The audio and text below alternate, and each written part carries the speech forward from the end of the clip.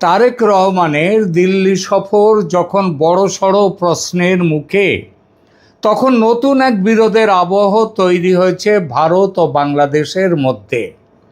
যে বিষয়টি পারস্পরিক আলোচনার মধ্য দিয়ে মেটানো হয়েছে গত 5.5 দশক, সেই বিষয়টি আলোচনায় না মিটিয়ে সংঘাতের পথে আদায় করে নেওয়ার রাস্তায় হাঁটার কথা বলল বাংলাদেশ। এটাকে চুলকে ঘা করা বলা যায় কি না সেটা আপনার বিবেচ্য। তবে কথাটা হলো, বাংলাদেশ যদি ভেবে থাকে এ পথে গেলে তার তার হক মিলবে, তাহলে বলতেই হয় এটা বড় ভুল ভাবনা, এবং এর বড় মাসুল কিন্তু গুনতে হবে বাংলাদেশকেই।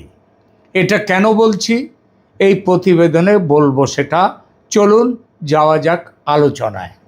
বন্ধুরা, আজ ভারত বাংলাদেশ সম্পর্কের আকাশে এবার নতুন মেঘ জমতে শুরু করেছে। বিষয়টা সীমান্ত নয়, বাণিজ্য নয়, শেখ হাসিনাও নন। এবারের বিষয় জল, গঙ্গার জল। আর জল নিয়ে রাজনীতি দক্ষিণ এশিয়ায় নতুন কিছু নয়। পাকিস্তান বহু বছর ধরে সিন্ধু নদের জল নিয়ে ভারতের সঙ্গে বিরোধকে আন্তর্জাতিক মঞ্চে নিয়ে গেছে। World bank, neutral expert, court of arbitration সব দরজাই ব্যবহার করেছে ইসলামাবাদ। লাভ কি কিছু পেয়েছে এ পর্যন্ত? না। এবার প্রশ্ন উঠছে, বাংলাদেশও কি পাকিস্তানের দেখানো সেই পথেই হাঁটতে চাইছে? কারণ বাংলাদেশের জলসম্পদ মন্ত্রী শহীদ উদ্দিন চৌধুরী অ্যানি গত 19 আগস্ট এমন একটি কথা বলেছেন একটি সভায়, যাকে হালকাভাবে নেয়ার সুযোগ নেই। ঢাকার Bangladesh institute of law and international অ্যাফেয়ার্সের এক সেমিনারে তিনি জানিয়ে দিয়েছেন, 1996 সালের গঙ্গা জল বন্টন চুক্তির নতুন সংস্করণে বাংলাদেশের স্বার্থ সুরক্ষিত করতে হবে। এর মানেটা হলো 1996 সালে শেখ হাসিনার আমলে যে চুক্তিটা হয়েছিল সেখানে বাংলাদেশের স্বার্থ সুরক্ষিত নয়।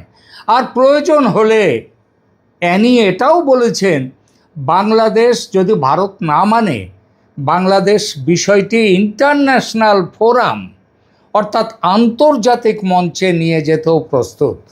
মন্ত্রী বলেছেন, বাংলাদেশের একটি চুক্তি চাই এবং বাংলাদেশের অধিকার প্রতিষ্ঠার জন্য প্রয়োজন হলে আন্তর্জাতিক ফোরামেও যাবে ঢাকা। একই সঙ্গে তিনি দাবি করেছেন, নতুন চুক্তিতে থাকতে হবে কি গ্যারান্টি ক্লজ, গ্যারান্টি দিতে হবে। এখানে প্রথমেই একটা কথা পরিষ্কার করে নেওয়া দরকার, বাংলাদেশের মন্ত্রী সরাসরি বলেননি যে আমরা জাতিসংঘে ভারতের বিরুদ্ধে মামলা করতে যাচ্ছি। তিনি বলেছেন সেটা হলো প্রয়োজনে ইন্টারন্যাশনাল ফোরামে যাবেন। এটা ঠিক, বাংলাদেশের জল কূটনীতিতে এটি একটি অত্যন্ত গুরুত্বপূর্ণ রাজনৈতিক বার্তা। কিন্তু কেন এখন এই হুঁশিয়ারিটা দিলেন? যদি বুঝতাম আলোচনায় বসেছেন কিন্তু কোনো জায়গায় মীমাংসা হচ্ছে না, সমঝোতা হচ্ছে না, তখন একটা হুঁশিয়ারি দেওয়ার প্রশ্ন আসতেই পারে যে বাংলাদেশ যাবে আন্তর্জাতিক ফোরামে। কিন্তু এখন কেন? কারণ ঘড়ির কাঁটা চলছে। 1996 সালের 12 ডিসেম্বর ভারত ও বাংলাদেশের মধ্যে গঙ্গার জল বন্টন নিয়ে যে ঐতিহাসিক চুক্তি হয়েছিল তার মেয়াদ 30 বছর, অর্থাৎ ডিসেম্বর 2026-এ বর্তমান চুক্তির মেয়াদ শেষ হচ্ছে। চুক্তির আর্টিকেল 12-এ বলা আছে 30 বছর পরে পারস্পরিক সম্পত্তির ভিত্তিতে এটা রিনিউ করা যাবে। সুতরাং আগামী কয়েক মাস অত্যন্ত গুরুত্বপূর্ণ। বাংলাদেশ চাইছে শুধু পুরনো চুক্তির রিনিউয়াল নয়, মনে রাখবেন শেখ হাসিনা 1996 সালে যে চুক্তিটা করেছেন তার রিনিউয়াল শুধু নয়, আরও শক্তিশালী একটা নতুন বন্দোবস্ত চাই বাংলাদেশের। আর সেই দাবির কেন্দ্রবিন্দুতে আছে কি? একটি শব্দ, গ্যারান্টি। বাংলাদেশ বলছে ভারতকে একটি নির্দিষ্ট পরিমাণ জল দেওয়ার নিশ্চয়তা দিতে হবে। কিন্তু প্রশ্ন হলো বর্তমান চুক্তিতে কি আছে? খুব সহজ করে একটু বুঝিয়ে দিই বিষয়টি। ফারাক্কায় যদি 70,000 কিউসেক বা তার কম জল থাকে, আবার বলি ফারাক্কা যেখানে মুর্শিদাবাদের, যেখানে এখানে সেই ফারাক্কা ব্যারেজ আছে গঙ্গায়, সেখানে যদি 70,000 কিউসেক বা তার কম জল থাকে, ভারত ও বাংলাদেশ পাবে অর্ধেক অর্ধেক। 70 থেকে 75,000 কিউসেক জল যদি থাকে ফারাক্কায়, বাংলাদেশ পানে 70 হলে ভারত পাবে 35, বাংলাদেশ পাবে 35। যদি 70-এর বেশি 75,000 কিউসেক জল থাকে, বাংলাদেশ পাবে 35,000 কিউসেক, ভারত পাবে বাকিটা যতটাই থাকুক। আর 75,000 কিউসেকের বেশি যদি জল থাকে, ভারত পাবে 40,000, বাংলাদেশ পাবে বাকিটা। এর সঙ্গে মার্চ থেকে মে মাসের গুরুত্বপূর্ণ সময়ে, মানে শুখা সময়, সেখানে পালা করে উভয় দেশের 35,000 কিউসেক করে জল পাওয়ার ব্যবস্থা রয়েছে বর্তমান চুক্তিতে। আর এখানেই বাংলাদেশের আপত্তি। তাদের বক্তব্য 1977 সালের একটা চুক্তি হয়েছিল মোরারজি দেশাইয়ের সঙ্গে বাংলাদেশের। সেখানে যে ধরনের মিনিমাম গ্যারান্টি ছিল 1996 সালের চুক্তিতে, সেই রকম সুরক্ষা বা গ্যারান্টি বাংলাদেশের জন্য নেই 96-তে। সুতরাং এবার তাহলে দেখি 1977 সালের সেই গ্যারান্টি ক্লজটা কী ছিল। এই জায়গাটা খুব গুরুত্বপূর্ণ। 1977 সালে মোরারজি দেশাইয়ের ভারত সরকারের সঙ্গে বাংলাদেশের গঙ্গার জল নিয়ে একটা 5 বছরের চুক্তি হয়েছিল। সেখানে বলা হয়েছিল কোনো নির্দিষ্ট 10 দিনে গঙ্গার জল অস্বাভাবিকভাবে কমে গেলেও বাংলাদেশের প্রাপ্য জল সেই সময়ে নির্ধারিত অংশের 80% নিচে নামবে না।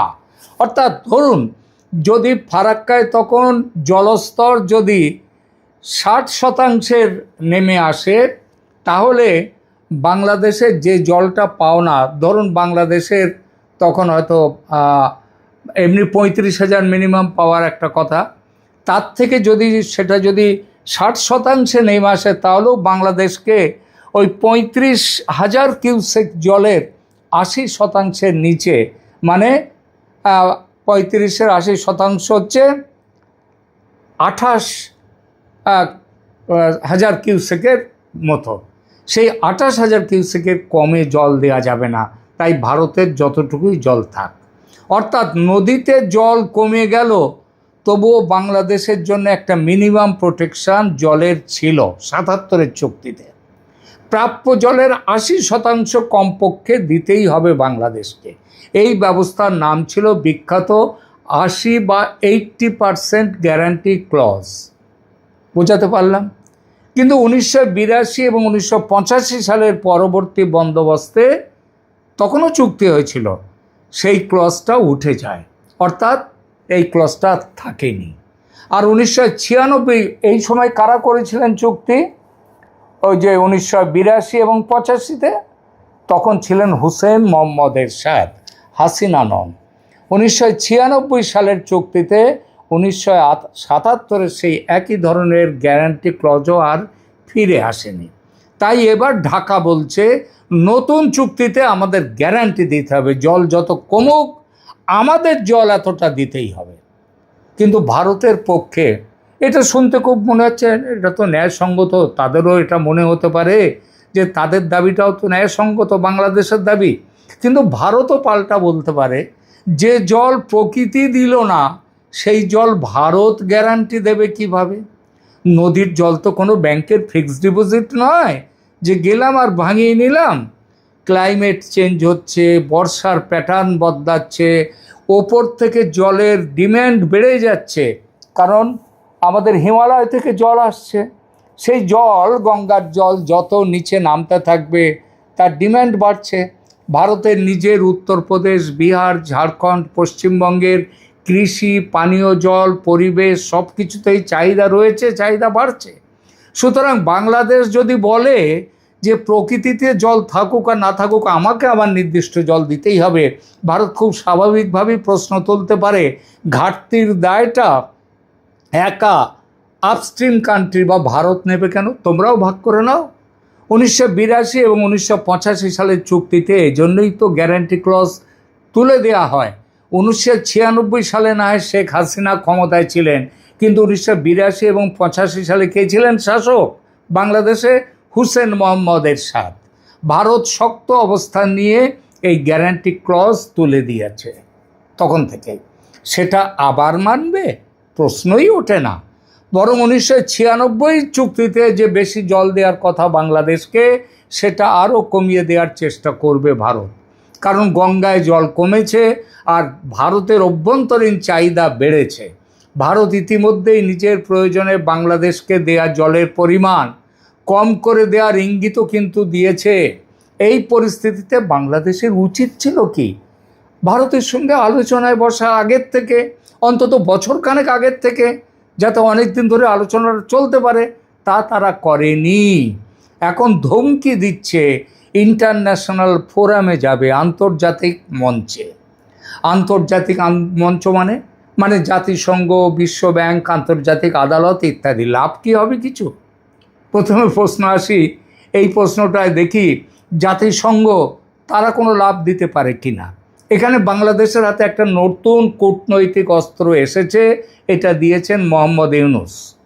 2025 সালে ইউনূসের আমলে ভারতের সঙ্গে নদী জল নিয়ে ঝগড়া করার জন্য বাংলাদেশ ইউনাইটেড নেশনস ওয়াটার কনভেনশনে যোগ দিয়েছে। দক্ষিণ এশিয়ার প্রথম দেশ হিসেবে বাংলাদেশ এই কনভেনশনে যোগ দেয়। জাতিসংঘের তথ্য অনুযায়ী বাংলাদেশ 2025 সালের জুন মাসে এই কনভেনশনে অ্যাকসেশন করে, তাদের অন্তর্ভুক্ত হয়। এই কনভেনশনের মূল দর্শনটা কি?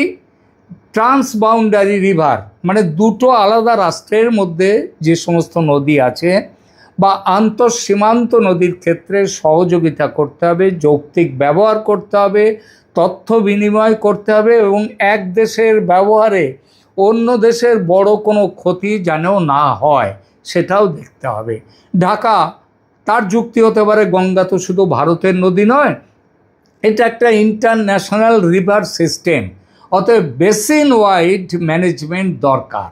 ডেইলি স্টারের রিপোর্ট বলছে ওই একই সেমিনারে এই 19 আগস্ট আসিফ নজরুলও বলেছেন, আসিফ নজরুল বাংলাদেশের ওই বিপ্লবী সরকার মোহাম্মদ ইউনূসের তার বড় একজন, তার আইনমন্ত্রী, তিনি বাংলাদেশকে বলেছেন বাংলাদেশকে বেসিন ওয়াইড ওয়াটার ম্যানেজমেন্ট ফ্রেমওয়ার্কের দাবির দিকে যেতে হবে। এর মানেটা কি? মানেটা ফরাক্কায় এসে কত জল পাওয়া গেল প্রশ্ন সেটা নয়।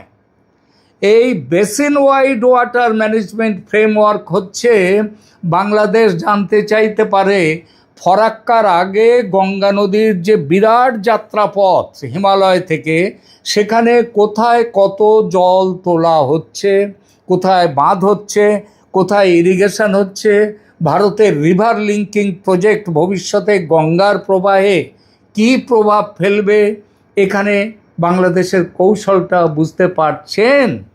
ঢাকা চাইছে আলোচনার ক্ষেত্রটা ফারাক্কার মধ্যে শুধু আবদ্ধ না রেখে বেসিন মানে পুরো জন্ম থেকে গঙ্গা এসছে তার উপরে নজর দিতে হবে বাংলাদেশকে। মানে গঙ্গার উৎপত্তি স্থল থেকে ফারাক্কা পর্যন্ত গঙ্গা জলের যে হিসাব, সেই হিসাব দিতে হবে বাংলাদেশকে। এটা ভারতের পক্ষে অনেক বেশি জটিল প্রস্তাব এবং অপমানজনক, অসম্ভব একটি প্রস্তাব। গঙ্গা তখন ভারতের ভেতর দিয়ে বইবে বটে, তবে তার মালিকানার অনেকখানি কার্যত হবে বাংলাদেশের। এমন প্রস্তাব ভারত মানবে? এটা পাগল ছাড়া কারো মাথায় আসবে না। আর ইউএন কনভেনশন কি ভারতকে বাধ্য করতে পারবে? এখানেই গল্পের সবচেয়ে বড় টুইস্ট। বাংলাদেশ ওই ইউনাইটেড নেশনস ওয়াটার কনভেনশনে যোগ দিয়েছে, ভারত কিন্তু ওই কনভেনশনের পার্টি নয়। অতএব বাংলাদেশ সদস্য হয়েছে বলেই সেই কনভেনশনের সমস্ত ট্রিটি অব্লিগেশন, ট্রিটি অব্লিগেশন স্বয়ংক্রিয়ভাবে ভারতের ঘাড়ে চাপিয়ে দেওয়া যাবে এমন নয়। আর এখানেই পাকিস্তানের সঙ্গে বাংলাদেশের মৌলিক পার্থক্য। পাকিস্তানের হাতে কি আছে? তার হাতে যা আছে বাংলাদেশের হাতে তা নেই। 1960 সালে ভারত ও পাকিস্তানের মধ্যে হয়েছিল ইন্দাস ওয়াটার্স ট্রিটি। সেই চুক্তির মধ্যেই ডিসপিউট সেটেলমেন্টের আন্তর্জাতিক ব্যবস্থা রয়েছে। প্রথমে পার্মানেন্ট ইন্দাস কমিশন, তারপর কোনো বিষয়ে যদি মতপার্থক্য হয় তাহলে নিউট্রাল এক্সপার্ট, তার কাছে যেতে হবে। আর ডিসপিউট হলে কোর্ট অফ আরবিট্রেশনের ব্যবস্থা করতে হবে। ওয়ার্ল্ড ব্যাংকেরও একটা নির্দিষ্ট প্রসিডিউরাল রোল আছে। তাই পাকিস্তান ওই কিষানগঞ্জ গঙ্গা কিংবা রাতলে হাইড্রো ইলেকট্রিক প্রজেক্ট নিয়ে আপত্তি তুললে আন্তর্জাতিক আরবিট্রেশন মেকানিজম ব্যবহার করার ট্রিটি বেসড রাস্তা পাকিস্তানের সামনে আছে। পাকিস্তান কোর্ট অফ আরবিট্রেশন চেয়েছিল, ভারত নিউট্রাল এক্সপার্টের পথ চেয়েছিল। কিন্তু 1996 সালের ভারত বাংলাদেশ গঙ্গা চুক্তিতে এমন আন্তর্জাতিক আরবিট্রেশন মেকানিজম নেই। বিরোধ হলে প্রথমে জয়েন্ট কমিটি, সেখানে সমাধান না হলে Indo Bangladesh joint rivers commission, সেখানেও যদি সমাধান না হয় বিষয়টা যাবে দুদেশের সরকারের কাছে। তারপর দুই সরকার মিউচুয়ালি ডিসকাশন করে সমাধান করবে। অর্থাৎ পাকিস্তানের মতো বাংলাদেশ চাইল আর ট্রিটি মেকানিজম ধরে ওয়ার্ল্ড ব্যাংক বা কোর্ট অফ আরবিট্রেশনে চলে গেল, গঙ্গার ক্ষেত্রে সেই রাস্তা তৈরি করা নেই। এটা বিরাট পার্থক্য। পাকিস্তানের সঙ্গে ভারতের আন্তর্জাতিক সিন্ধু নদী জল বন্টন চুক্তি থাকা সত্ত্বেও পাকিস্তানের ঘুম কেড়ে নিয়েছে ভারত। অপারেশন সিন্দুরের ওই ঘোষণার পর সোজা বলে দিয়েছে সন্ত্রাসের রক্ত আর জীবনের বাঁচাতে জল একসঙ্গে দিতে পারে না, মানে একসঙ্গে বইতে পারে না। অতএব দেব না তোমাদের সিন্ধুর জল। সেখানে বাংলাদেশ জাতিসংঘে নালিশ করলো আর ভারত ভয় পেয়ে সুটসুর করে দাবি মেনে নিল। এমনটা হয়? এটা ভাবা যায়? তাহলে কি বাংলাদেশের ইন্টারন্যাশনাল ফোরামের হুমকিটা ফাঁকা আওয়াজ? ফাঁকা আওয়াজ ওটা মোটামুটি ফাঁকাই, নাকের বদলে নরুন পাওয়ার মতো।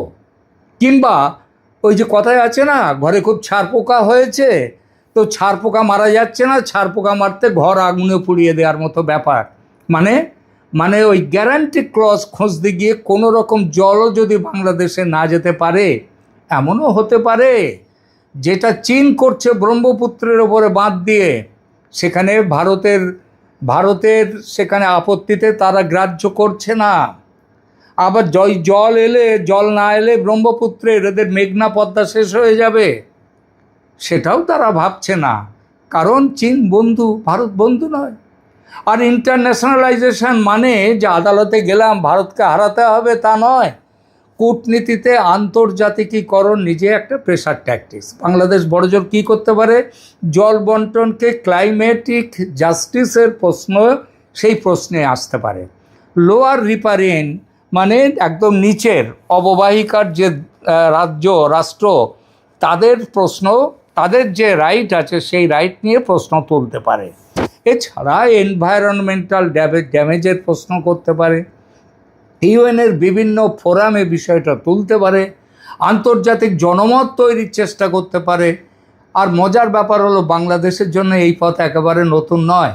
স্বাধীনতার মাত্র কয়েক বছর পর ওই 1976 সালে 75 তো মুজিবুর বঙ্গবন্ধু 15ই আগস্ট তাকে খুন করা হলো। 76 সালেই বাংলাদেশ গঙ্গার জল নিয়ে এখন যেমন মোহাম্মদ ইউনূস এবং তারেক রহমান ভারতের বিরোধিতায় নেমেছে, তখনও ওই সময় সরকার বাংলাদেশ সরকার গঙ্গার জল নিয়ে 1976 সালে জাতিসংঘের সাধারণ পরিষদের মঞ্চে গিয়েছিল, বিষয়টা তুলেছিল সেখানে।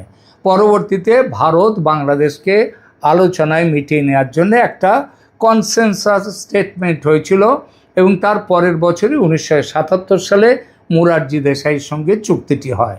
অতএব ঢাকার রাজনৈতিক মহলে তখন কে ছিলেন? তখনও তার পরেও বোধহয় সম্ভবত তখন জিয়াউর রহমান ছিলেন। অতএব ঢাকার রাজনৈতিক মহলে কেউ যদি বলেন একবার ইন্টারন্যাশনাল প্রেশার কাজে লেগেছিল, আবার চেষ্টা করব, ক্ষতি কী?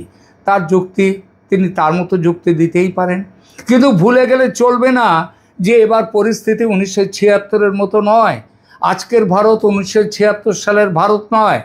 আজ ভারত বিশ্বের অন্যতম বৃহৎ অর্থনীতি, G20-র গুরুত্বপূর্ণ শক্তি, গ্লোবাল সাউথের প্রধান কণ্ঠগুলোর একটি। অন্যদিকে বাংলাদেশ ভারতের ডাউনস্ট্রিম নেবার হলেও তার অর্থনীতি, বাণিজ্য, বিদ্যুৎ, জ্বালানি, কানেক্টিভিটি, রিজিওনাল ট্রানজিট সব ক্ষেত্রে ভারতের সঙ্গে তাদের জড়িয়ে আছে তারা। তাই প্রশ্ন উঠবে, ঢাকা কি সত্যিই জল বিরোধকে বাইল্যাটারাল নেগোসিয়েশন থেকে বের করে জিও পলিটিক্যাল কনফ্রন্টেশনে নিয়ে যেতে চাইবে? আরও বড় প্রশ্ন, এতে বাংলাদেশের লাভ কতটা? কারণ নদীর জিওগ্রাফি বদলানো যায় না। বাংলাদেশ ভারতের ডাউনস্ট্রিমেই থাকবে, ওপরে উঠতে পারবে না।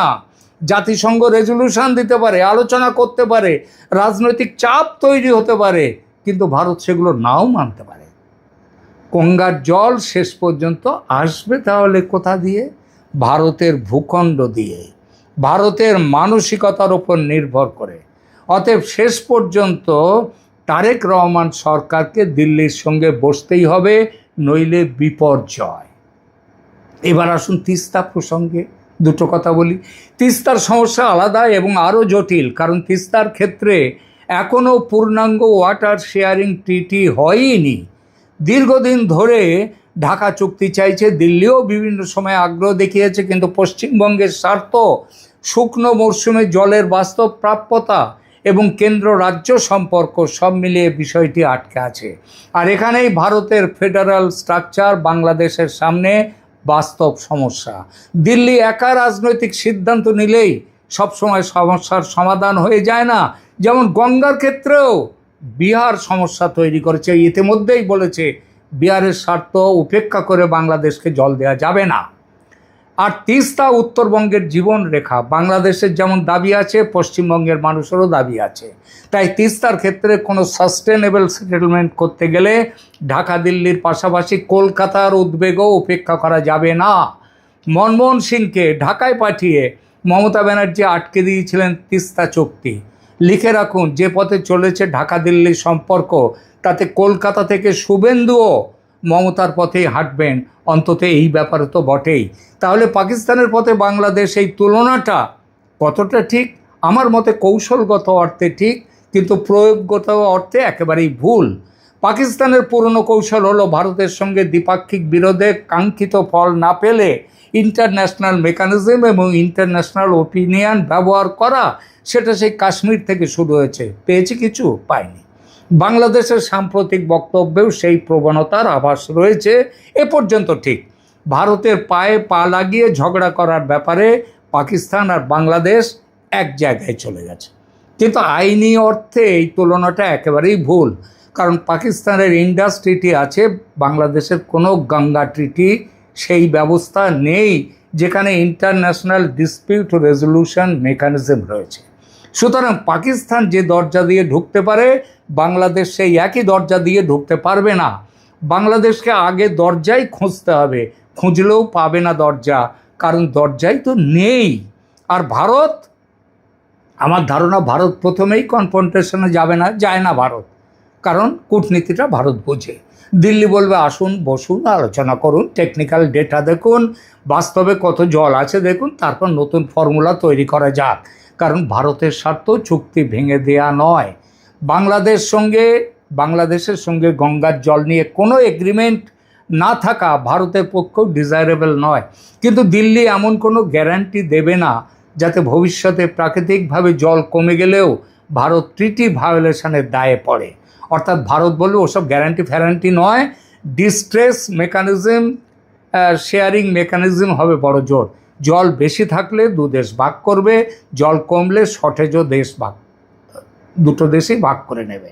বন্ধুরা, গঙ্গার জল নিয়ে আগামী কয়েক মাসের আলোচনা শুধু জল বন্টনের আলোচনা নয়, এর মধ্যে মিশে থাকবে ভারত বাংলাদেশের সামগ্রিক সম্পর্ক, বাংলাদেশের ডোমেস্টিক পলিটিক্স, পশ্চিমবঙ্গের স্বার্থ, ক্লাইমেট চেঞ্জ, আন্তর্জাতিক নদী আইন এবং দক্ষিণ এশিয়ার জিও পলিটিক্স। ঢাকা এবার বার্গেনিং টেবিলে বসছে না, বসার আগেই জানিয়ে দিচ্ছে আমরা ইন্টারন্যাশনাল ফোরামে যেতে পারি। যান, তবে এটা মনে রাখবেন, একই বাংলাদেশ ওরা প্রেশার ট্যাকটিক্স দিচ্ছে, আর ভারত দয়ালু বটে, তবে বোকা নয় যে বলবে আও বাহেল মুঝে মার দো, ষাঁড় তুমি এসে আমাকে গুঁতো, এটাও ভারত বলবে না।